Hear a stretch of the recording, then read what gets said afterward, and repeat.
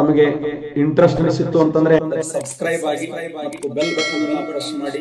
ಜೈ ಬಿಸಿಯೂಟದ ಬಳಗ.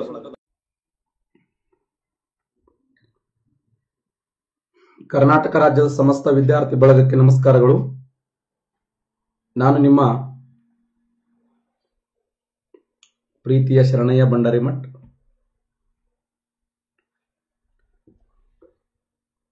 ಆಧುನಿಕ ಭಾರತ ಇತಿಹಾಸದ ಮೇಲೆ ಒಂದು ವಿಶೇಷ ಸುತ್ತಿನ ಪ್ರಶ್ನೆಗಳನ್ನು ನಾನು ಡಿಸ್ಕಸ್ ಮಾಡ್ತಾ ಇದ್ದೇನೆ. ಕ್ವಶನ್ ನಂಬರ್ 1 ಏನು ಅಂತಂದ್ರೆ, PC 2002ರಲ್ಲಿ ಕೇಳಿದಂತ ಪ್ರಶ್ನೆ, ಗಾಂಧೀಜಿ ಪ್ರಾರಂಭಿಸಿದ ಪ್ರಥಮ ಸತ್ಯಾಗ್ರಹದ ಸ್ಥಳ ಯಾವುದು ಅಂತ. ಗಾಂಧೀಜಿ ಪ್ರಾರಂಭಿಸಿದ ಪ್ರಥಮ ಸತ್ಯಾಗ್ರಹದ ಸ್ಥಳ. ಗಾಂಧೀಜಿ ಭಾರತ ದೇಶಕ್ಕೆ ಬಂದಾಗ ಗಾಂಧೀಜಿ ಆರಂಭ ಮಾಡಿದಂತ ಮೊಟ್ಟ ಮೊದಲ ಸತ್ಯಾಗ್ರಹ ಚಳವಳಿ ಎ ದಂಡಿ ಇದೆ, 2 ಬರೋಡಾ ಇದೆ, ಚಂಪಾರಣ್ಯ ಇದೆ, ಬಾರ್ಡೋಲಿ ಇದೆ. ಯಾವ ಸರಿ ಉತ್ತರ? S, very good. ಸರಿಯಾದಂತ ಉತ್ತರ ಚಂಪಾರಣ್ಯ ಸತ್ಯಾಗ್ರಹ. ರೈಟ್ ಆನ್ಸರ್ ನೋಡಿ, ಚಂಪಾರಣ್ಯ ಸರಿಯಾಗಿರುವಂತ ಉತ್ತರ. ಗಾಂಧೀಜಿ ಭಾರತ ದೇಶದಲ್ಲಿ ಮಾಡಿರತಕ್ಕಂತ ಮೊದಲ ಹೋರಾಟ ಅಂದ್ರೆ ಚಂಪಾರಣ್ಯ ಸತ್ಯಾಗ್ರಹ. ಗಾಂಧೀಜಿ ಭಾರತ ದೇಶಕ್ಕೆ ಆಗಮನ ಆಗಿದ್ದ ಯಾವಾಗ? 1915 ಜನವರಿ 9ನೇ ತಾರೀಕು ಗಾಂಧೀಜಿಯವರು ಭಾರತ ದೇಶಕ್ಕೆ ಆಗಮಿಸ್ತಾರೆ. 1915 ಮೇ 8ನೇ ತಾರೀಕು, ಮೇ 8ರಂದು ಬೆಂಗಳೂರಿಗೆ ಭೇಟಿ ಕೊಡ್ತಾರೆ. ಬೆಂಗಳೂರಿಗೆ ಯಾವ ಉದ್ದೇಶಕ್ಕಾಗಿ ಭೇಟಿ ಕೊಡ್ತಾರೆ ಅಂದ್ರೆ, ಗಾಂಧೀಜಿಯವರ ರಾಜಕೀಯ ಗುರುವಾಗಿರುವಂತಹ ಗೋಪಾಲ್ ಕೃಷ್ಣ ಗೋಖಲೆ ಅವರ ಪುತ್ಥಳಿ ಅನಾವರಣ ಸಮಾರಂಭ ಇರುತ್ತದೆ. ಆ ಪುತ್ಥಳಿ ಅನಾವರಣ ಸಮಾರಂಭಕ್ಕೆ, ಯಾಕಂದ್ರೆ ಗಾಂಧೀಜಿಯವರು ತಮ್ಮ ರಾಜಕೀಯ ಗುರು ಅಂತ ಕರ್ಕೊಂಡಿದ್ದಾರನ್ನ ಅಂತಂದ್ರೆ ಅದು ಗೋಪಾಲ್ ಕೃಷ್ಣ ಗೋಖಲೆ ಅವರನ್ನ. ಗೋಪಾಲ್ ಕೃಷ್ಣ ಗೋಖಲೆ ಅವರನ್ನ ಗಾಂಧೀಜಿಯವರು ತಮ್ಮ ರಾಜಕೀಯ ಗುರು ಅಂತ ಕರ್ಕೋತಾರೆ. 1915 ಮೇ 8ರಂದು ಗಾಂಧೀಜಿಯವರು ಬೆಂಗಳೂರಿಗೆ ಆಗಮಿಸ್ತಾರೆ. ಯಾವ ಉದ್ದೇಶಕ್ಕಾಗಿ ಅಂದ್ರೆ ಗೋಪಾಲ್ ಕೃಷ್ಣ ಗೋಖಲೆ ಅವರ ಪುತ್ಥಳಿ ಅನಾವರಣ ಸಮಾರಂಭಕ್ಕೆ. ಓಕೆನಾ? ಹಾಗಾದ್ರೆ ಗಾಂಧೀಜಿಯವರು 1915ರಲ್ಲಿ ಗುಜರಾತ್ ರಾಜ್ಯದಲ್ಲಿ ಸಬರಮತಿ ಅನ್ನುವಂತ ನದಿ ಇದೆ. ಗುಜರಾತ್ ರಾಜ್ಯದಲ್ಲಿ ಯಾವ ನದಿ ಅಂದ್ರೆ ಸಬರಮತಿ. ಈ ಸಬರಮತಿ ನದಿಯ ದಂಡೆಯ ಮೇಲೆ, ಸಬರಮತಿ ನದಿಯ ದಂಡೆಯ ಮೇಲೆ ಸತ್ಯಾಗ್ರಹ ಅನ್ನುವಂತ ಆಶ್ರಮವನ್ನು ಕಟ್ತಾರೆ. ಸತ್ಯಾಗ್ರಹ ಅನ್ನುವಂತ ಆಶ್ರಮವನ್ನು ಕಟ್ತಾರೆ. ಆ ಸತ್ಯಾಗ್ರಹ ಎಂಬ ಆಶ್ರಮವನ್ನು ಕಟ್ಟಿದ ನಂತರ ಗಾಂಧೀಜಿಯವರು ಭಾರತ ದೇಶದಲ್ಲಿ ಮಾಡಿದಂತ ಮೊಟ್ಟ ಮೊದಲ ಚಳವಳಿ ಯಾವುದಂದ್ರೆ 1917ರ ಚಂಪಾರಣ್ಯ ಸತ್ಯಾಗ್ರಹ. ಚಂಪಾರಣ್ಯ. ಗಾಂಧೀಜಿಯವರು ಭಾರತ ದೇಶದಲ್ಲಿ ಮಾಡಿದಂತ ಮೊಟ್ಟ ಮೊದಲ ಚಳವಳಿ ಯಾವುದಂದ್ರೆ ಚಂಪಾರಣ್ಯ. ಚಂಪಾರಣ್ಯ. ಆ ಚಂಪಾರಣ್ಯ ಪ್ರಸ್ತುತ ಯಾವ ರಾಜ್ಯದಲ್ಲಿ ಇದೆ ಅಂದ್ರೆ ಬಿಹಾರ ರಾಜ್ಯದಲ್ಲಿ. ಯಾರ ಪರವಾಗಿ ಹೋರಾಟ ಮಾಡಿದರು ಅಂತಂದ್ರೆ ನೀಲಿ ಬೆಳೆಗಾರರ ಪರವಾಗಿ ಹೋರಾಟ ಮಾಡ್ತಾರೆ. ಈ ತೀನ್ ಕತಾಯ್ ಅನ್ನುವಂತ ಪದ್ಧತಿ ಇತ್ತಲ್ಲ, ಆ ತೀನ್ ಕತಾಯ್ ಪದ್ಧತಿಯನ್ನು ವಿರೋಧಿಸಿ ನೀಲಿ ಬೆಳೆಗಾರರ ಪರವಾಗಿ ಹೋರಾಟವನ್ನು ಮಾಡ್ತಾರೆ. ಹಾಗಾದ್ರೆ ಈ ಚಂಪಾರಣ್ಯ ಸತ್ಯಾಗ್ರಹಕ್ಕೆ ಗಾಂಧೀಜಿಯವರನ್ನು ಬರಮಾಡಿಕೊಂಡವರು ಯಾರು? ಇದು ಕ್ವಶನ್ ಕೇಳೋಣ. ಗಾಂಧೀಜಿಯವರ ಈ ಒಂದು ಸತ್ಯಾಗ್ರಹಕ್ಕೆ, ಈ ಚಂಪಾರಣ್ಯ ಸತ್ಯಾಗ್ರಹಕ್ಕೆ ಗಾಂಧೀಜಿಯವರನ್ನ ಬರಮಾಡಿಕೊಂಡವರು ಯಾರು? ಎಸ್, ರಾಜಕುಮಾರ್ ಶುಕ್ಲಾ. ನೋಡಿ, ರಾಜಕುಮಾರ್ ಶುಕ್ಲಾ. ರಾಜಕುಮಾರ್ ಶುಕ್ಲಾ. ಹಾಗಾದ್ರೆ ಅವರನ್ನು ಕರೆಸ್ರಿ ಅಂತ ಹೇಳಿದವರು ಯಾರಂದ್ರೆ ಗಣೇಶ್ ಅನ್ನುವಂತ ವಿದ್ಯಾರ್ಥಿ. ಗಣೇಶ್ ಅನ್ನುವಂತ ವಿದ್ಯಾರ್ಥಿ. ಆ ಗಣೇಶ್ ವಿದ್ಯಾರ್ಥಿ ಏನಂತಾರಂದ್ರೆ ಇವರನ್ನು ಕರೆಸಲೇಬೇಕು ಅಂತ ಹೇಳ್ತಾರೆ. ಆ ಸಮಯದಲ್ಲಿ ಗಾಂಧೀಜಿಯವರು ಭೇಟಿ ಕೊಡ್ತಾರೆ. ಗಾಂಧೀಜಿಯವರು ಭಾರತ ದೇಶದಲ್ಲಿ ಮಾಡಿದಂತ ಮೊಟ್ಟ ಮೊದಲ ಸತ್ಯಾಗ್ರಹ ಯಾವಂದ್ರೆ ಅದು ಚಂಪಾರಣ್ಯ ಸತ್ಯಾಗ್ರಹ ಅಂತ ಕರಿತೀವಿ. ಚಂಪಾರಣ್ಯ ಸತ್ಯಾಗ್ರಹ ಬ್ರಿಟಿಷ್ ಸರ್ಕಾರದ ವಿರುದ್ಧ ನಡೆದಂತ ಒಂದು ಹೋರಾಟ. ಈ ಒಂದು ಹೋರಾಟದಲ್ಲಿ ಗಾಂಧೀಜಿಯವರು ಸಕ್ಸಸ್ ಆಗ್ತಾರೆ. ಅಷ್ಟೇ ಅಲ್ಲದೆ ಗಾಂಧೀಜಿಯವರು ಈ ಸಮಯದಲ್ಲಿ ಏನ್ ಪಡ್ಕೋತಾರೆ ಅಂದ್ರೆ ಗಾಂಧಿ ಬಾಬಾ ಅನ್ನುವಂತ ಬಿರುದನ್ನು ಪಡ್ಕೋತಾರೆ. ಗಾಂಧಿ ಬಾಬಾ. ಇದು ಕ್ವಶನ್ ಆಗಿದೆ ನೋಡಿ. ಗಾಂಧೀಜಿಯವರು ಈ ಸಮಯದಲ್ಲಿ ಪಡೆದುಕೊಂಡಂತ ಬಿರುದೇನಂದ್ರೆ ಗಾಂಧಿ ಬಾಬಾ, ಗಾಂಧಿ ಬಾಬಾ ಅಂತ. ಗಾಂಧಿ ಬಾಬಾ. Very good. ಎಲ್ಲರೂ ಆನ್ಸರ್ ಮಾಡ್ತಾ ಇದ್ದೀರಿ. ಎಕ್ಸಲೆಂಟ್. ನೆಕ್ಸ್ಟ್ ಕ್ವಶನ್ ಹೋಗೋಣ. ಇದು ಕೂಡ PC 2010ರಲ್ಲಿ ಕೇಳಿದಂತ ಪ್ರಶ್ನೆ, ಸಿವಿಲ್ PC. ಭಾರತ ಸ್ವತಂತ್ರವಾದಾಗ ಇವರಲ್ಲಿ ಯಾರು ಬ್ರಿಟನ್ ಪ್ರಧಾನಿ ಮಂತ್ರಿಯಾಗಿದ್ರು? ನಮ್ಮ ಭಾರತ ದೇಶಕ್ಕೆ ಸ್ವತಂತ್ರ ಸಿಕ್ಕಂತ ಸಮಯದಲ್ಲಿ ಇಂಗ್ಲೆಂಡದ ಪ್ರಧಾನಿ ಯಾರಾಗಿದ್ರು ಅಂತ. ಭಾರತ ದೇಶಕ್ಕೆ ಸ್ವತಂತ್ರ ಬಂದಂತ ಸಮಯದಲ್ಲಿ ಇಂಗ್ಲೆಂಡದ ಪ್ರಧಾನಿ ವಿನ್ಸ್ಟನ್ ಚರ್ಚಿಲ್ ಆಗಿದ್ದ, ಕ್ಲೈಮೆಂಟ್ ಅಟ್ಲೆ ಆಗಿದ್ದ, ಲಾರ್ಡ್ ಮೌಂಟ್ ಬ್ಯಾಟನ್ ಆಗಿದ್ದ, ನೆವಿಲ್ ಚೇಂಬರ್ಲಿನ್ ಆಗಿದ್ದ. ಕರೆಕ್ಟ್ ಆನ್ಸರ್ ಮಾಡಿ ನೋಡೋಣ. ಭಾರತಕ್ಕೆ ಸ್ವತಂತ್ರ ಬಂದಾಗ, ಭಾರತ ದೇಶಕ್ಕೆ ಸ್ವತಂತ್ರ ಬಂದಾಗ, ಎಕ್ಸಲೆಂಟ್, ಸರಿಯಾದಂತ ಉತ್ತರ ಬಿ ರೈಟ್ ಆನ್ಸರ್ ನೋಡಿ. ಬಿ ಸರಿಯಾಗಿರುವಂತ ಉತ್ತರ Clement Attlee. Clement Attlee, Clement Attlee right answer. 1947 August 15ರಂದು ಭಾರತ ದೇಶಕ್ಕೆ ಸ್ವತಂತ್ರ ಆಗ್ತದೆ ಅಲ್ಲ. 1947 ಆಗಸ್ಟ್ 15ರಂದು ಭಾರತ ದೇಶಕ್ಕೆ ಸ್ವತಂತ್ರ ಆದಾಗ ಅಂದಿನ ಭಾರತ ದೇಶದ ವೈಸರ ಯಾರಾಗಿದ್ರು ಅಂದ್ರೆ lord Mount baton. Lord Mount baton ಈತ ಭಾರತ ದೇಶದ ಕೊನೆಯ ವೈಸರಾಯನೂ ಹೌದು, ಸ್ವತಂತ್ರ ಭಾರತದ ಮೊದಲ ಗವರ್ನರ್ ಜನರಲ್ನೂ ಹೌದು. ಸ್ವತಂತ್ರ ಭಾರತದ ಮೊದಲ ಗವರ್ನರ್ ಜನರಲ್ ಯಾರಂದ್ರ ಲಾರ್ಡ್ ಮೌಂಟ್ ಬ್ಯಾಟನ್. 1947 ಆಗಸ್ಟ್ 15ರಂದು ಭಾರತ ದೇಶಕ್ಕೆ ಸ್ವತಂತ್ರ ಆದ ಸಮಯದಲ್ಲಿ ಇಂಗ್ಲೆಂಡದ ಪ್ರಧಾನಿ ಯಾರಾಗಿದ್ರು? ಇಂಗ್ಲೆಂಡದ ಪ್ರಧಾನಿ, ಇಂಗ್ಲೆಂಡ್ ದೇಶದ ಪ್ರಧಾನಿ ಯಾರಾಗಿದ್ರು ಅಂದ್ರೆ ಕ್ಲೈಮೆಂಟ್ ಅಟ್ಲೆ ನೋಡಿ. Clement Attlee, Clement Attlee, Clement Attlee. ಇನ್ನೊಂದು ವಿಶೇಷ ಏನಂದ್ರೆ ಕ್ಲೈಮೆಂಟ್ ಅಟ್ಲೆ ಭಾರತ ದೇಶಕ್ಕೆ ಭೇಟಿ ಕೊಟ್ಟಿದ್ದ. ಯಾವ ಸಂದರ್ಭದಲ್ಲಿ ಭೇಟಿ ಕೊಟ್ಟಿದ್ದ? ಅಲೆಕ್ಸಾಂಡರ್ ಮುದ್ದಿಮಾನ್ ಸಮಿತಿಯಲ್ಲಿ, ಮುದ್ದಿಮಾನ್ ಸಮಿತಿಯಲ್ಲಿ ಎ, ಬಿ ಅಲೆಕ್ಸಾಂಡರ್ ಮುದ್ದಿಮಾನ್ ಸಮಿತಿ, ಬಿ ರೌಲತ್ ಕಾಯ್ದೆ, ರೌಲತ್ ಕಾಯ್ದೆ, ಸಿ ಸೈಮನ್ ಆಯೋಗ, ಸೈಮನ್ ಆಯೋಗ, ಸೈಮನ್ ಆಯೋಗ,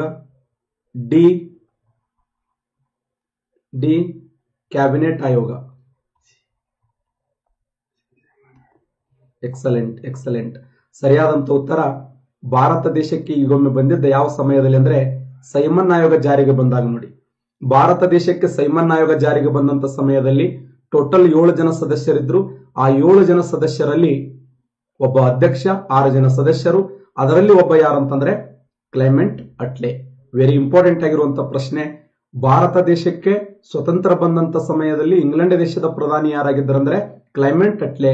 ಪಾಯಿಂಟ್ ನಂಬರ್ 1. ಆದರೆ ಕ್ಲೈಮೆಂಟ್ ಅಟ್ಲೆ ಭಾರತ ದೇಶಕ್ಕೆ ಒಂದ್ಸರಿ ಬಂದು ಹೋಗಿದ್ದ. ಯಾವ ಸಂದರ್ಭದಲ್ಲಿ ಬಂದಿದ್ದ ಅಂದ್ರೆ 1927ರಲ್ಲಿ ಭಾರತ ದೇಶಕ್ಕೆ ಸೈಮನ್ ಆಯೋಗ ಬರ್ತದಲ್ಲ, ಆ ಸೈಮನ್ ಆಯೋಗದ ಸಮಯದಲ್ಲಿ ಭಾರತಕ್ಕೆ 6 ಜನ ಸದಸ್ಯರಿದ್ದಾರಲ್ಲ, 6 ಜನ ಸದಸ್ಯರಲ್ಲಿ ಅವನು ಕೂಡ ಒಬ್ಬ ಅಂತ ಹೇಳ್ತೀವಿ. Next question.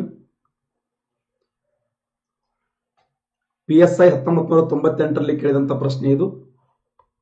Very important. ಆತ ತೀವ್ರವಾದಿಗಳ ವಿಚಾರಧಾರೆಯನ್ನ ಮತ್ತು ಕಾರ್ಯಯೋಜನೆಯನ್ನ ಅತ್ಯಂತ ಆಸ್ಥೆಯಿಂದ ಸಾದರಪಡಿಸಿದ. ಆತನ ಚಿಂತನೆಗಳು ಹಲವು ಸಮಯದ ನಂತರವೂ ಗಾಂಧೀಜಿಯವರು ಅಳವಡಿಸಿಕೊಂಡರು. ಈ ಸಂದರ್ಭದಲ್ಲಿ ಉಲ್ಲೇಖಿತ ವ್ಯಕ್ತಿ ಯಾರು ಅಂತ ನೋಡಿ. ಎಂತ ಪ್ರಶ್ನೆ ಇದೆ. ಆತ ತೀವ್ರವಾದಿಗಳ ವಿಚಾರಧಾರೆಯನ್ನ ಮತ್ತು ಕಾರ್ಯಯೋಜನೆಯನ್ನ ಅತ್ಯಂತ ಆಸ್ಥೆಯಿಂದ ಸಾದರಪಡಿಸಿದ. ಆತನ ಚಿಂತನೆಯನ್ನ ಹಲವು ಸಮಯದ ನಂತರವೂ ಗಾಂಧೀಜಿಯವರು ಅಳವಡಿಸಿಕೊಂಡಿದ್ದರು. ಈ ಸಂದರ್ಭದಲ್ಲಿ ಉಲ್ಲೇಖಿತವಾಗಿರುವಂತಹ ವ್ಯಕ್ತಿ ಯಾರು? ಸಿ ರಾಜಗೋಪಾಲಾಚಾರಿ, ಅರವಿಂದ್ ಘೋಷ್, ಬಾಲಗಂಗಾಧರ ತಿಲಕ್. ಇವರು ಯಾರು ಅಲ್ಲ. ಸಾಕಷ್ಟು ಜನರು ಕರೆಕ್ಟ್ ಆನ್ಸರ್ ಮಾಡ್ತಾ ಇದ್ದೀರಿ. ಎಕ್ಸಲೆಂಟ್. ಸರಿಯಾದಂತ ಉತ್ತರ ಅರವಿಂದ್ ಘೋಷ್ ರೈಟ್ ಆನ್ಸರ್ ನೋಡಿ. ಅರವಿಂದ್ ಘೋಷ್, ಅರವಿಂದ್ ಘೋಷ್. ಇವ್ರ ಮೇಲೆ ಬಹಳ ಸಾರಿ ಕ್ವಶನ್ ಕೇಳಿದ್ದಾನೆ, ಸಾಕಷ್ಟು ಬಾರಿ ಕ್ವಶನ್ ಆಗಿದ್ದಾವೆ.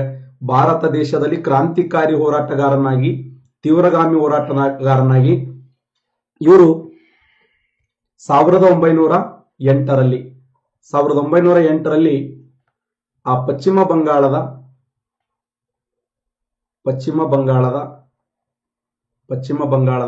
ಕಿಂಗ್ಸ್ಫರ್ಡ್ ಅನ್ನುವಂತ ನ್ಯಾಯಾಧೀಶನ ಕೊಲ್ಲುವ ಪಿತೂರಿ. ಕಿಂಗ್ಸ್ ಫೋರ್ಡ್ ಅನ್ನುವಂತ ನ್ಯಾಯಾಧೀಶನ ಕೊಲ್ಲುವಂತ ಪಿತೂರಿಯಲ್ಲಿ ಇವರ ಬಂಧನ ಆಗ್ತದೆ. ಈ ಬಂಧನ ಸಮಯದಲ್ಲಿ ಇವರ ಪರವಾಗಿ ವಾದ ಮಾಡಿದಂತ ನಮ್ಮ ದೇಶದ ಶ್ರೇಷ್ಠ ನಾಯಕ ಯಾರು ಅಂತ ಕ್ವಶನ್ ಕೇಳ್ಯಾರ. ಇವರ ಪರವಾಗಿ ಭಾರತ ದೇಶದಲ್ಲಿ ವಾದ ಮಾಡಿರ್ತಕ್ಕಂಥ ಶ್ರೇಷ್ಠ ನಾಯಕ ಯಾರು ಅಂದ್ರೆ ಸಿ.ಆರ್. ದಾಸ್. ಸಿ.ಆರ್. ದಾಸ್ ಅಂದ್ರೆ ಏನು? ಚಿತ್ತರಂಜನ್ ದಾಸ್. ಭಾರತ ದೇಶದ ದೇಶಬಂಧು ಅಂತ ಕರಿತೀವಿ. ಭಾರತದ ದೇಶಬಂಧು ಎನಿಸಿಕೊಂಡಿರ್ತಕ್ಕಂಥ ಚಿತ್ತರಂಜನ್ ದಾಸ್ ಅವ್ರು ಏನ್ ಮಾಡ್ತಾರಂದ್ರೆ ಈ ಅರವಿಂದ್ ಘೋಷರ ಪರವಾಗಿ ವಾದ ಮಾಡ್ತಾರೆ. ಅರವಿಂದ್ ಘೋಷರ ಪರವಾಗಿ ವಾದ ಮಾಡಿದಂತ ಸಮಯದಲ್ಲಿ ಸೂಕ್ತವಾಗಿರುವಂತ ಯಾವುದೇ ಸಾಕ್ಷ್ಯಾಧಾರಗಳು ದೊರೆಯದಿರೋ ಸಲುವಾಗಿ ಅವರನ್ನು ಬಿಡುಗಡೆ ಮಾಡಲಾಗ್ತದೆ.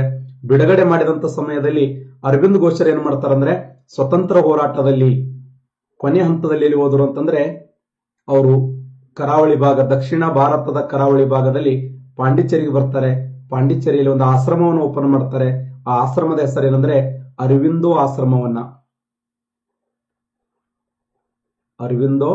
ಆಶ್ರಮವನ್ನು ನೆನ್ಪಿಡಿ. ಅರವಿಂದೋ ಆಶ್ರಮವನ್ನು ಸ್ಥಾಪನೆ ಮಾಡಿದವರು ಯಾರಂತಂದ್ರೆ ಸರಿಯಾದಂತ ಉತ್ತರ ಅದು ಯಾರು? ಅರವಿಂದ್ ಘೋಷ್.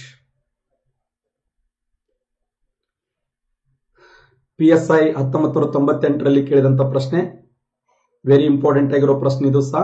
ಬಂಗಾಳ ವಿಂಗಡಣೆಯ ಕ್ರಮವನ್ನ ಬ್ರಿಟಿಷ್ ಸರ್ಕಾರವು ಹಿಂದೆ ತೆಗೆದುಕೊಂಡಂತ ವರ್ಷ. ಯಾವ ವರ್ಷ ಬಂಗಾಳ ವಿಭಜನೆಯನ್ನು ವಾಪಸ್ ಬರ್ಕೋತಾರೆ? ಕ್ರಿಸ್ತಶಕ 1919ರಲ್ಲಿ, ಕ್ರಿಸ್ತಶಕ 1971ರಲ್ಲಿ, ಕ್ರಿಸ್ತಶಕ 1911ರಲ್ಲಿ, ಕ್ರಿಸ್ತಶಕ 1914ರಲ್ಲಿ. ಯಾವ ಸಮಯದಲ್ಲಿ ಬಂಗಾಳ ವಿಂಗಡಣೆ ಕ್ರಮವನ್ನ ವಾಪಸ್ ಪಡ್ಕೊಂಡಿದ್ದು? ಯಾವ ಸಮಯದಲ್ಲಿ? ಎಕ್ಸಲೆಂಟ್, ಸರಿಯಾದಂತ ಉತ್ತರ ಹೇಳ್ತಾ ಇದ್ದೀರಿ. ಸರಿ ಉತ್ತರ ಯಾವಂದ್ರೆ ಸಿ ರೈಟ್ ಆನ್ಸರ್ ನೋಡಿ. 1911ರಲ್ಲಿ, 1911ರಲ್ಲಿ ಸರಿಯಾಗಿರುವಂತ ಉತ್ತರ. ಇಲ್ಲಿ ಏನಾಗ್ತದ ಘಟನೆ ಅಂತಂದ್ರೆ 1905 ಅಕ್ಟೋಬರ್ 16ರಂದು 1905 ಅಕ್ಟೋಬರ್ 16ರಂದು ಬಂಗಾಳದ ವಿಭಜನೆ ಆಗ್ತದೆ. ಬಂಗಾಳದ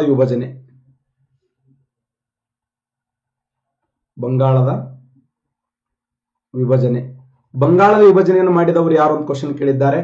ಸರಿಯಾದಂತ ಉತ್ತರ ಬಂಗಾಳದ ವಿಭಜನೆ ಮಾಡಿದವನು ಲಾರ್ಡ್ ಕರ್ಜನ್ ಉದ್ದೇಶಪೂರ್ವಕವಾಗಿ ಭಾರತ ದೇಶದಲ್ಲಿ ಬಂಗಾಳದ ವಿಭಜನೆಯನ್ನು ಮಾಡ್ತಾನೆ. ಏನು ಬಂಗಾಳದ ವಿಭಜನೆ? ಹಿಂದೂ ಮುಸಲ್ಮಾನರ ಮಧ್ಯದಲ್ಲಿ ಕೋಮು ಗಲಭೆಯನ್ನ ಸೃಷ್ಟಿ ಮಾಡುವಂತ ಉದ್ದೇಶಕ್ಕಾಗಿ, ಹಿಂದೂ ಮುಸಲ್ಮಾನರ ಮಧ್ಯದಲ್ಲಿ ಕೋಮು ಗಲಭೆಯನ್ನು ಸೃಷ್ಟಿ ಮಾಡಿ ಅವರ ಒಗ್ಗಟ್ಟನ್ನು ಒಡೆಯುವ ಸಲುವಾಗಿ ಪಶ್ಚಿಮ ಬಂಗಾಳ ಅಂತೇಳಿ ಒಂದು ಭಾಗ, ಇನ್ನೊಂದು ಪೂರ್ವ ಬಂಗಾಳ ಅಂತ. ಪಶ್ಚಿಮ ಬಂಗಾಳ, ಇನ್ನೊಂದು ಪೂರ್ವ ಬಂಗಾಳ. ಹಾಗಾದ್ರೆ ಪಶ್ಚಿಮ ಬಂಗಾಳದ ರಾಜಧಾನಿ ಯಾವುದಾಗಿತ್ತು? ಅಂದ್ರೆ ಕಲ್ಕತ್ತಾ ಆಗಿತ್ತು ನೋಡಿ. ಕಲ್ಕತ್ತಾ. ಪಶ್ಚಿಮ ಬಂಗಾಳದ ರಾಜಧಾನಿ ಕಲ್ಕತ್ತಾ ಆದರೆ ಪೂರ್ವ ಬಂಗಾಳದ ರಾಜಧಾನಿ ಯಾವುದಾಗಿತ್ತಂದ್ರೆ ಢಾಕಾ, ಬಾಂಗ್ಲಾದೇಶದ ಢಾಕಾ. ಪಶ್ಚಿಮ ಬಂಗಾಳದ ರಾಜಧಾನಿ ಕಲ್ಕತ್ತಾ, ಪೂರ್ವ ಬಂಗಾಳದ ರಾಜಧಾನಿ ಢಾಕಾ. ಪಶ್ಚಿಮ ಬಂಗಾಳಿಗೆ ಯಾರಿಗೆ ಸೇರ್ಪಡೆಯಾಗಿದೆ? ಹಿಂದೂಗಳಿಗೆ ಸೇರ್ಪಡೆಯಾಗಿದೆ.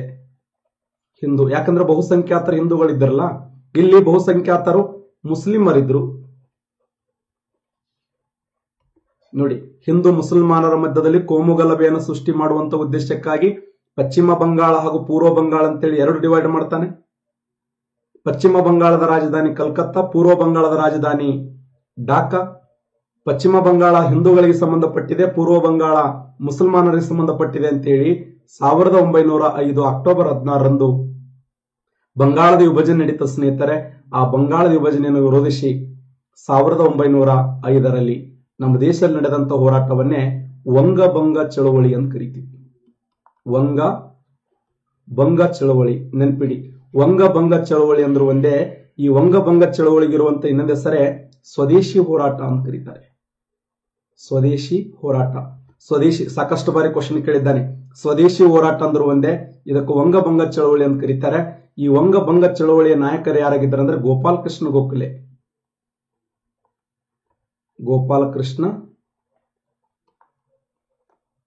ಗೋಖಲೆ.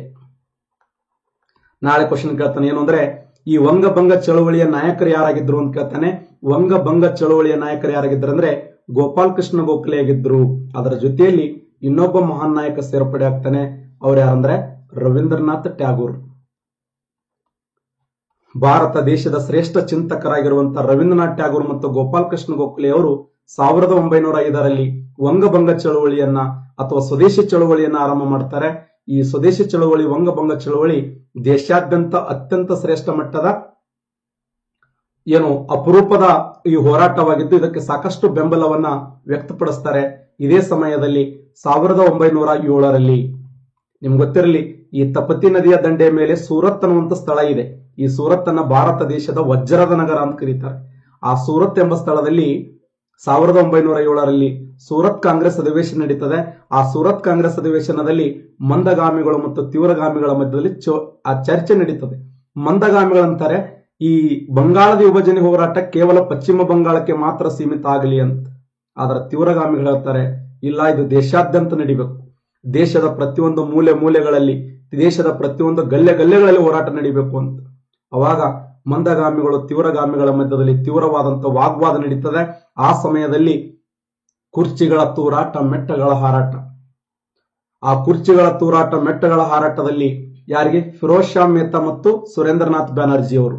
ಫಿರೋಜ್ ಶಾ ಮೆಹ್ತಾ ಮತ್ತು ಸುರೇಂದ್ರನಾಥ್ ಬ್ಯಾನರ್ಜಿ ಅವರಿಗೆ ಕೆಲವೊಂದು ಹೆಚ್ಚು ಕಡಿಮೆ ಅಲ್ಲಿ ಆಗ್ತದೆ, ಅವರ ಮೇಲೆ ಹಲ್ಲೆ ಆಗ್ತದೆ. ಒಟ್ಟಾರೆಯಾಗಿ ಭಾರತದ ಸ್ವತಂತ್ರ ಹೋರಾಟದಲ್ಲಿ ಸೂರತ್ ಅನ್ನ ಏನಂತ ಕರೀತಾರೆ ಅಂದ್ರೆ ಮಹಾ ಒಡಕು ಅಂತ ಕರೀತಾರೆ. ಸೂರತ್ ಅನ್ನ ಮಹಾ ಒಡಕು, ಸೂರತ್ ಮಹಾ ಒಡಕು. ಅಂತಿಮವಾಗಿ 1911ರಲ್ಲಿ ಬ್ರಿಟಿಷ್ ಸರ್ಕಾರ ಏನ್ ಮಾಡ್ತದೆ, ಬೆಚ್ಚಿ ಬೀಳುತ್ತದೆ. ಏನ್ರಿ ಭಾರತೀಯರ ಹೋರಾಟ ಎಷ್ಟು ಅದ್ಭುತವಾದ ಹೋರಾಟ ಇದೆ, ಇಂಥ ಹೋರಾಟ ನನಗೆ ತಡೆಗಟ್ಟಕ್ಕಾಗಲ್ಲ ಅಂತೇಳಿ ಲಾರ್ಡ್ ಹಾರ್ಡಿಂಜ್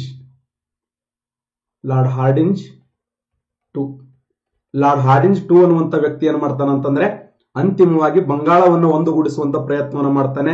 ಇದನ್ನೇ ನಾವು ಏನಂತ ಕರಿತೀವಿ ಅಂದ್ರೆ ಬಂಗಾಳವನ್ನು ಒಂದು ಮಾಡಿದ್ದು ಯಾವ ವರ್ಷ ಅಂದ್ರೆ 1911. ಅಷ್ಟೇ ಅಲ್ಲದೆ ಆ ಸಮಯದಲ್ಲಿ ಕಲ್ಕತ್ತಾದಿಂದ, ಪಶ್ಚಿಮ ಬಂಗಾಳದ ಕಲ್ಕತ್ತಾದಿಂದ ದೆಹಲಿಗೆ ರಾಜಧಾನಿಯನ್ನು ವರ್ಗಾವಣೆ ಮಾಡಲಾಗುತ್ತದೆ. ಯಾಕೆಂದ್ರೆ ಆಗ ಪಶ್ಚಿಮ ಬಂಗಾಳ ಏನಾಗಿತ್ತಂದ್ರೆ ಬೂದಿ ಮುಚ್ಚಿದ ಕೆಂಡವಾಗಿತ್ತು. ಪಶ್ಚಿಮ ಬಂಗಾಳ ಸಮಯದಲ್ಲಿ ಬೂದಿ ಮುಚ್ಚಿದ ಕೆಂಡವಾಗಿತ್ತು ಅಂತ ಹೇಳಿ ಅಧ್ಯಯನ ಮಾಡ್ತೀವಿ. Very important.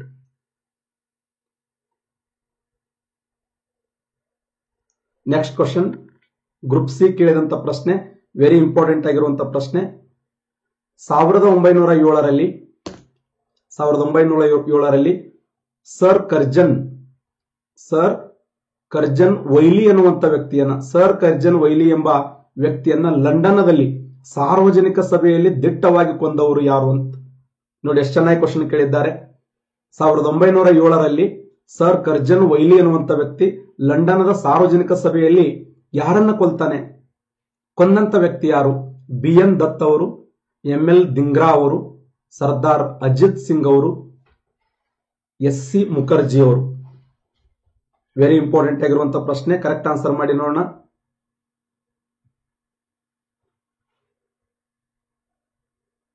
ಸರಿಯಾದಂತ ಉತ್ತರ ಹೇಳ್ತಾ ಇದ್ದೀರಿ. ಎಕ್ಸಲೆಂಟ್. ಸರಿ ಉತ್ತರ ಬಿ ರೈಟ್ ಆನ್ಸರ್ ನೋಡಿ. ಬಿ. 1907ರಲ್ಲಿ ಏನು ಸರ್ ಕರ್ಜನ್ ವೈಲಿ ಅನ್ನುವಂತ ವ್ಯಕ್ತಿ ಭಾರತ ದೇಶದಲ್ಲಿ ಅಕ್ರಮವಾಗಿ ತಪ್ಪನ್ನು ಎಸಗಿರ್ತಾನಲ್ಲ, ಆ ತಪ್ಪಿನ ವಿರುದ್ಧ ಇಂಗ್ಲೆಂಡ್ ದೇಶದಲ್ಲಿ ಸರ್ ಕರ್ಜನ್ ವೈಲಿ ಅನ್ನುವಂತ ವ್ಯಕ್ತಿಯನ್ನ ಸಾರ್ವಜನಿಕ ಸಭೆಯಲ್ಲಿ ದಿಟ್ಟವಾಗಿ ಕೊಂದವರು ಯಾರು ಅಂದ್ರೆ ML ದಿಂಗ್ರಾ. ML ದಿಂಗ್ರಾ ಅಂದ್ರೇನು? ಮದನ್ ಲಾಲ್ ದಿಂಗ್ರಾ ಅನ್ನಂಗ. ML ದಿಂಗ್ರಾ ಅಂದ್ರೇನು? ಮದನ್ ಲಾಲ್ ದಿಂಗ್ರಾ. ಮದನ್ ಲಾಲ್ ದಿಂಗ್ರಾ ನೆನಪಿಡಿ. 1907ರಲ್ಲಿ ಸರ್ ಕರ್ಜನ್ ವೈಲಿ ಅನ್ನುವಂತ ವ್ಯಕ್ತಿಯನ್ನ ಬ್ರಿಟನ್ ದೇಶದ ಲಂಡನ್ನಲ್ಲಿ ಸಾರ್ವಜನಿಕ ಸಭೆಯಲ್ಲಿ ದಿಟ್ಟವಾಗಿ ಕೊಂದವರು ಯಾರು ಅಂತ ಕ್ವಶನ್ ಕೇಳಿದ್ದಾರೆ. ಸರಿಯಾದಂತ ಉತ್ತರ ಮದನ್ ಲಾಲ್ ದಿಂಗ್ರಾ ಅನ್ನುವಂತ ವ್ಯಕ್ತಿ ಗುಂಡಿಟ್ಟು ಕೊಲ್ತಾನೆ. ಭಾರತೀಯರಿಗೆ ಎಂತ ಆ ಒಂದು ಶಕ್ತಿ ಇತ್ತು ಅನ್ನುವಂಥದ್ದ ಇಲ್ಲಿ ನಾವು ನೋಡ್ಲಕ್ಕ ಸಾಧ್ಯ ಇದೆ. ಇನ್ನು ಗ್ರೂಪ್ ಸಿ 2016ರಲ್ಲಿ ಕೇಳಿದಂತ ಮತ್ತೊಂದು ಪ್ರಶ್ನೆ ಇದು. ಕ್ವಿಟ್ ಇಂಡಿಯಾ ಚಳವಳಿಯ ರಾಷ್ಟ್ರೀಯ ಕಾಂಗ್ರೆಸ್ ಅಳವಡಿಸಿಕೊಂಡಿದ್ದು ಎಲ್ಲಿ? ಭಾರತ ದೇಶದಲ್ಲಿ ಭಾರತ ಬಿಟ್ಟು ತೊಲಗಿ ಚಳವಳಿ ಅಂತ ಕರಿತೀವಲ್ಲ, ಕ್ವಿಟ್ ಇಂಡಿಯಾ ಮೂವ್ಮೆಂಟ್ ಅಂತ ಕರಿತೀವಲ್ಲ, ಆ ಕ್ವಿಟ್ ಇಂಡಿಯಾ ಮೂವ್ಮೆಂಟ್ ಚಳವಳಿ, ಭಾರತ ಬಿಟ್ಟು ತೊಲಗಿ ಚಳವಳಿ ಎಲ್ಲಿಂದ ಆರಂಭ ಆಯಿತು? ಬಾಂಬೆಯಿಂದ ಅಹಮದಾಬಾದದಿಂದ, ಮಹಾರಾಷ್ಟ್ರದ ಪುಣೆಯಿಂದ, ಕಲ್ಕತ್ತಾದಿಂದ. ಯಾವ ಸ್ಥಳದಿಂದ ಹೋರಾಟ ಆರಂಭ ಆಯಿತು? ಯಾವ ಸ್ಥಳದಿಂದ? ಕ್ವಿಟ್ ಇಂಡಿಯಾ ಮೂವ್ಮೆಂಟ್, ಭಾರತ ಬಿಟ್ಟು ತೊಲಗಿ ಚಳವಳಿ ಅಂತ ಕರಿತೀವಿ. ಭಾರತ ಬಿಟ್ಟು ತೊಲಗಿ ಅಂದ್ರು ಒಂದೇ, ಕ್ವಿಟ್ ಇಂಡಿಯಾ ಮೂವ್ಮೆಂಟ್ ಅಂದ್ರು ಒಂದೇ. ಎಲ್ಲಿಂದ ಆರಂಭ ಆಯಿತು? ಸರಿಯಾದಂತ ಉತ್ತರ ಎ, ರೈಟ್ ಆನ್ಸರ್ ನೋಡಿ. ಬಾಂಬೆಯಿಂದ ಹೋರಾಟ ಆರಂಭ ಆಯಿತು. ಬಾಂಬೆಯ ಮುಂಬೈದ ಯಾವ ಸ್ಥಳ ಅಂತಂದ್ರೆ ಗೋವಳಿ ಮೈದಾನ ಟ್ಯಾಂಕ್ ಅಂತ ಕರಿತೀವಿ. ಗೋವಳಿ ಟ್ಯಾಂಕ್ ಮೈದಾನ. ಗೋವಳಿ ಟ್ಯಾಂಕ್ ಮೈದಾನದಲ್ಲಿ ಗಾಂಧೀಜಿಯವರು ಏನ್ ಕರೆ ಕೊಡ್ತಾರಂದ್ರೆ ಮಾಡು ಇಲ್ಲವೇ ಮಡಿ ಅಂತ ಕರೆ ಕೊಡ್ತಾರೆ. ದೇವರ ಮೆಚ್ಚಲಾರ, ದಯವಿಟ್ಟು ಭಾರತವನ್ನು ಬಿಟ್ಟು ಹೋಗಿ, ಭಾರತ ಇದು ದೇವರ ಸ್ವತ್ತು ಅನ್ನುವಂತ ಮಾತನ್ನು ಹೇಳಿದವರು ಮಹಾತ್ಮ ಗಾಂಧೀಜಿಯವರು. ಕ್ವಿಟ್ ಇಂಡಿಯಾ ಚಳವಳಿಯನ್ನ ನಾಯಕರಿಲ್ಲದ ಚಳವಳಿ ಅಂತ ಕರಿತೀವಿ. ಇದನ್ನ ಭಾರತ ದೇಶದ ರಾಷ್ಟ್ರೀಯ ಹೋರಾಟದಲ್ಲಿ ಇದನ್ನ ನಾಯಕರಿಲ್ಲದ ಚಳವಳಿ ಅಂತ ಕರೀತಾರೆ. ಒಟ್ಟಾರೆಯಾಗಿ ಕ್ವಿಟ್ ಇಂಡಿಯಾ ಚಳವಳಿ ರಾಷ್ಟ್ರೀಯ ಕಾಂಗ್ರೆಸ್ ಅನ್ನ ಅಳವಡಿಸಿಕೊಂಡಿದ್ದು ಎಲ್ಲಿ ಅಂತಂದ್ರೆ ಸರಿ ಉತ್ತರ ಬಾಂಬೆ. ಮಹಾರಾಷ್ಟ್ರದ ಬಾಂಬೆಯಲ್ಲಿ ಕ್ವಿಟ್ ಇಂಡಿಯಾ ಚಳವಳಿ ಆರಂಭಗೊಂಡಿದ್ದು ವಿಶೇಷ. ಇಲ್ಲಿಂದನೇ ಏನ್ ಸ್ಟಾರ್ಟ್ ಆಯ್ತಂದ್ರೆ ಮಾಡು ಇಲ್ಲವೇ ಮಡಿ.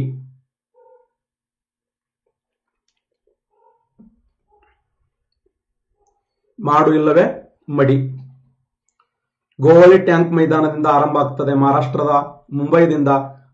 ಎಷ್ಟನೇ ತಾರೀಕು ಹೋರಾಟ ಆರಂಭ ಆಯ್ತು ಅಂತಂದ್ರೆ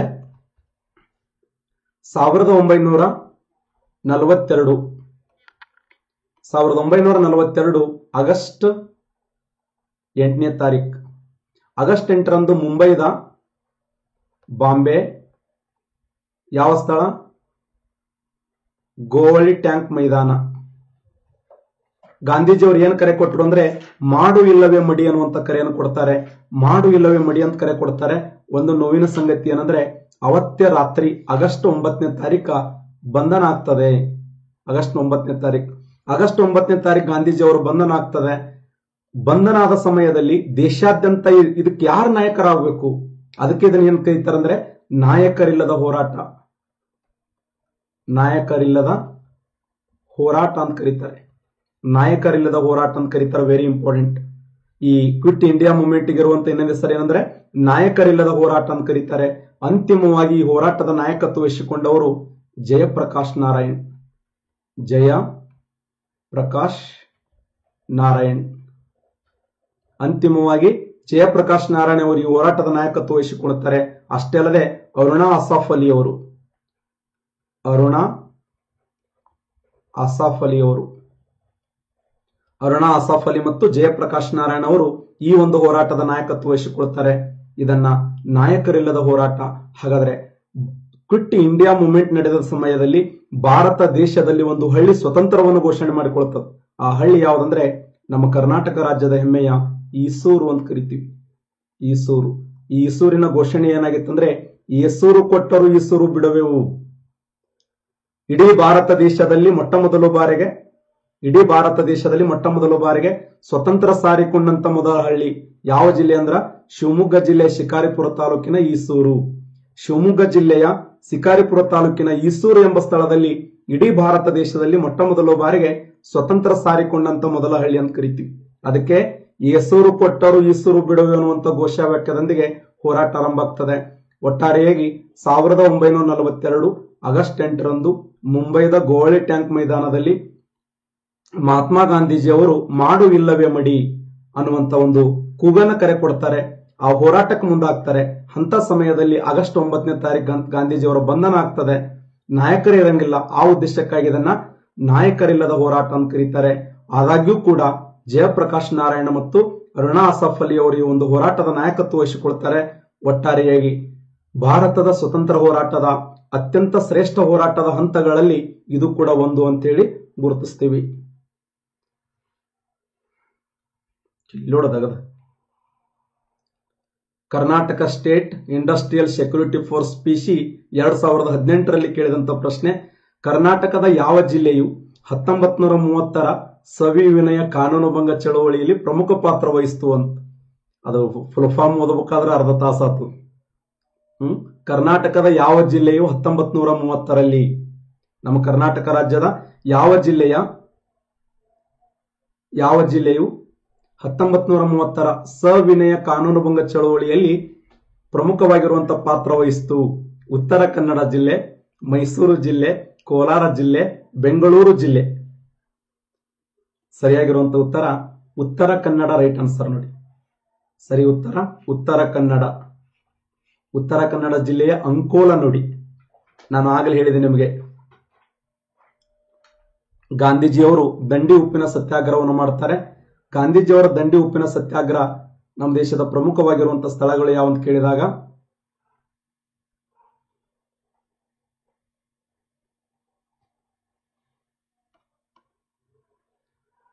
ಗುಜರಾತ್ ರಾಜ್ಯದಲ್ಲಿ ಸಬರಮತಿ, ಆ ಸಬರಮತಿ ಸತ್ಯಾಗ್ರಹ ಎಂಬ ಆಶ್ರಮದಿಂದ ಹೋರಾಟ ಆರಂಭ ಆಗಿ ಫೈನಲ್ ಎಂಡ್ ಆಗಿದ್ದು ಗುಜರಾತ್ ರಾಜ್ಯದ ದಂಡಿ ಎಂಬ ಸ್ಥಳದಲ್ಲಿ. ಎಷ್ಟು ಜನ ಅನುಯಾಯಿಗಳೊಂದಿಗೆ ಅಂದ್ರೆ 78 ಜನ ಅನುಯಾಯಿಗಳೊಂದಿಗೆ ಮಾರ್ಚ್ 12ರಂದು ಹೋರಾಟ ಆರಂಭ ಆಗ್ತದೆ. ಏಪ್ರಿಲ್ 6ಕ್ಕೆ ಎಂಡ್ ಆಗ್ತದೆ. ಟೋಟಲ್ 24 ದಿನಗಳ ಕಾಲ ಪ್ರಯಾಣ. ಪ್ರತಿದಿನ 10 ಮೈಲು ದೂರದಂತೆ ಟೋಟಲ್ 240 ಮೈಲು ದೂರ ನಡೀತಾರೆ. ಅಲ್ಲ, ಅತ್ಯಂತ ಹಿರಿಯ ವ್ಯಕ್ತಿ ಮಹಾತ್ಮ ಗಾಂಧೀಜಿ, ಅದರ ಕಿರಿಯ ವ್ಯಕ್ತಿ ಮೈಲಾರ ಮಹದೇವಪ್ಪ ಅಂತ ಕರಿತೀವಿ. ದಂಡಿ ಉಪ್ಪಿನ ಸತ್ಯಾಗ್ರಹವನ್ನ ಬಿಳಿ ನೀರಿನ ದಂಗೆ ಅಂತ ಕರಿತೀವಿ ಅಥವಾ ಬಿಳಿ ನೀರಿನ ಹೋರಾಟ ಅಂತ ಕರಿತೀವಿ. ಯಾಕೆ ಅಂತಂದ್ರೆ ಆ ಹೋರಾಟದಲ್ಲಿ ಪಾಲ್ಗೊಂಡಿರ್ತಕ್ಕಂಥ ಎಲ್ಲ ವ್ಯಕ್ತಿಗಳು ಬಿಳಿಯ ವಸ್ತ್ರವನ್ನು ಧರಿಸಿಕೊಂಡಿದ್ರು. ಆ ಬಿಳಿಯ ವಸ್ತ್ರವನ್ನು ಧರಿಸಿಕೊಂಡ ಸಲುವಾಗಿ ಇದನ್ನ ಬಿಳಿ ನೀರಿನ ದಂಗೆ ಅಂತ ಹೇಳಿ ಕರೀತಾರೆ. ಬಿಳಿ ನೀರಿನ ದಂಗೆ. ಹಾಗಾದ್ರೆ ಗಾಂಧೀಜಿಯವರು ದಂಡಿ ಎಂಬ ಸ್ಥಳದಲ್ಲಿ ಬಂದು ಉಪ್ಪನ್ನು ತಯಾರಿಸುವುದರ ಮೂಲಕ ಉಪ್ಪಿನ ಸತ್ಯಾಗ್ರಹವನ್ನು ಮಾಡ್ತಾರೆ. ಈ ಐತಿಹಾಸಿಕ ದಂಡಿ ಉಪ್ಪಿನ ಸತ್ಯಾಗ್ರಹವನ್ನ ಮೋತಿಲಾಲ್ ನೆಹರು ಅವರು ಏನಂತ ಕರೀತಾರೆ ಅಂದ್ರೆ ಶ್ರೀರಾಮನ ಲಂಕಾ ಯಾತ್ರೆ. ಶ್ರೀರಾಮನ ಲಂಕಾ ಯಾತ್ರೆ ನೆನಪಿಡಿ. ದಂಡಿ ಉಪ್ಪಿನ ಸತ್ಯಾಗ್ರಹವನ್ನ ಯಾರು ಹೇಳ್ತಾರೆ ಈ ಮಾತನ್ನ? ಮೋತಿಲಾಲ್ ನೆಹರು ಅವರು ಏನಂತಾರಂದ್ರೆ ಇದೊಂದು ಐತಿಹಾಸಿಕವಾಗಿರುವಂತಹ ಶ್ರೀರಾಮನ ಲಂಕಾ ಯಾತ್ರೆ ಅಂತ ಕರೆದ್ರೆ ಪ್ರೊಫೆಸರ್ ರೇ ಅನ್ನುವಂತ ಇತಿಹಾಸಕಾರ ಹೇಳ್ತಾರೆ. ಪ್ರೊಫೆಸರ್ ರೇ ಅನ್ನುವಂತ ಇತಿಹಾಸಕಾರ ಏನ್ ಹೇಳ್ತಾರೆ ಅಂದ್ರೆ ಇಲ್ಲ, ಯಹೂದಿಗಳೊಂದಿಗೆ ಜೀಸಸ್ನ ಯಾತ್ರೆ ಜೀಸಸ್ನೊಂದಿಗೆ ಯಹೂದಿಗಳ ಯಾತ್ರೆ. ಜೀಸಸ್ನೊಂದಿಗೆ ಯಹೂದಿಗಳ ಯಾತ್ರೆ. ಬೆಂಕಿ ಸುಭಾಷ್ ಚಂದ್ರ ಬೋಸ್ ಅವರು ಹೇಳ್ತಾರೆ. ಸುಭಾಷ್ ಚಂದ್ರ ಬೋಸ್ ಅವರು, ನೇತಾಜಿ ಸುಭಾಷ್ ಚಂದ್ರ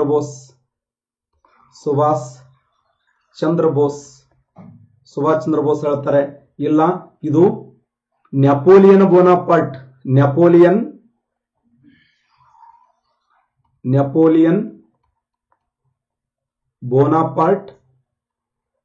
ಬೋನಾಪಾರ್ಟಿ ಎಲ್ಲಿಂದ? ಎಲ್ಬಾ ದ್ವೀಪದಿಂದ ತಪ್ಪಿಸಿಕೊಂಡು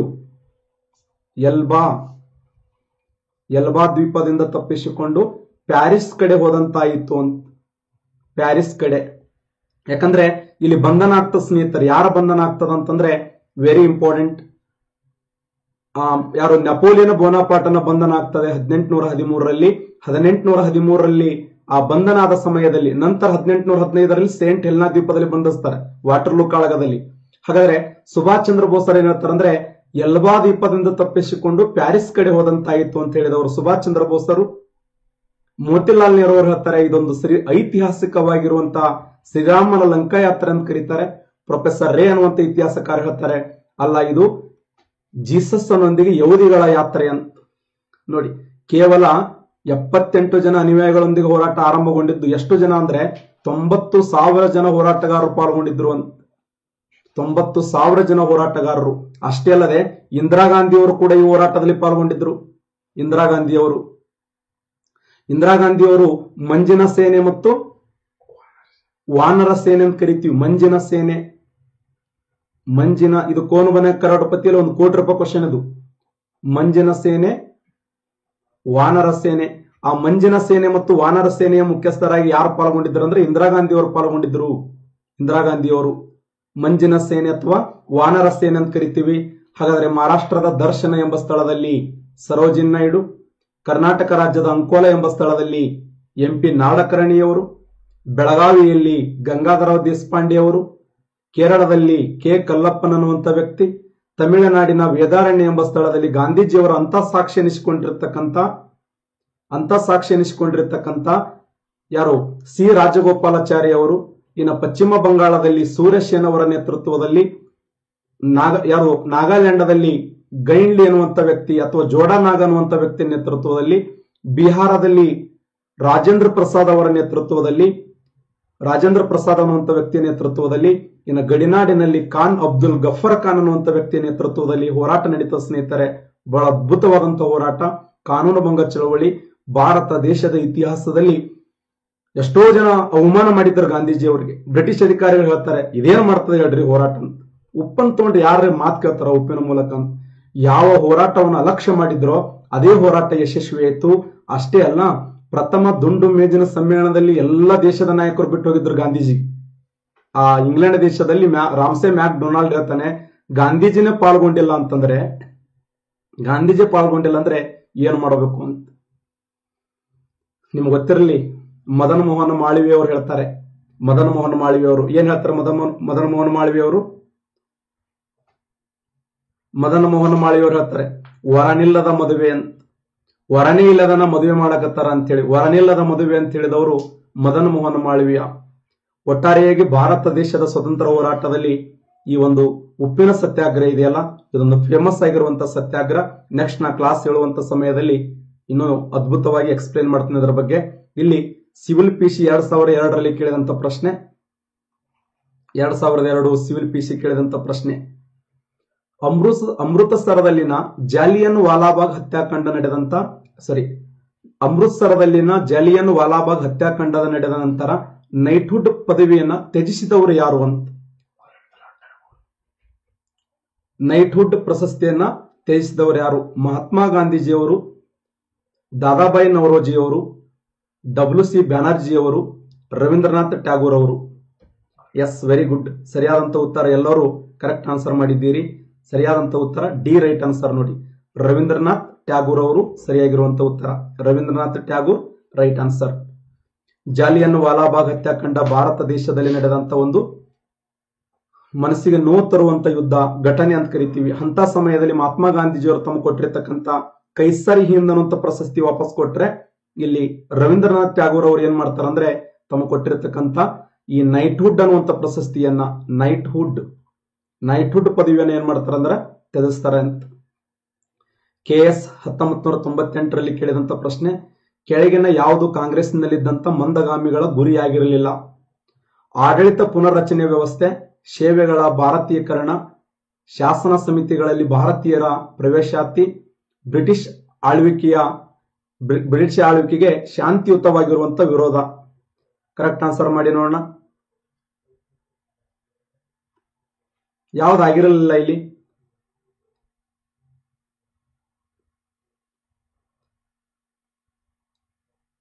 ಸರಿಯಾದಂತ ಉತ್ತರ ಡಿ, ರೈಟ್ ಆನ್ಸರ್ ನೋಡಿ. ಡಿ ಸರಿಯಾಗಿರುವಂತ ಉತ್ತರ. ಡಿ ಸರಿ ಉತ್ತರ. ಬ್ರಿಟಿಷ್ ಆಳ್ವಿಕೆ ವಿರುದ್ಧ ಶಾಂತಿಯುತವಾದಂತ ವಿರೋಧ ಅನ್ನುವಂಥದ್ದು. ಓಕೆ, ನನ್ನ ಮಾತುಗಳನ್ನು ಮುಗಿಸ್ತಾ ಇದ್ದೇನೆ. ನಮಸ್ಕಾರ.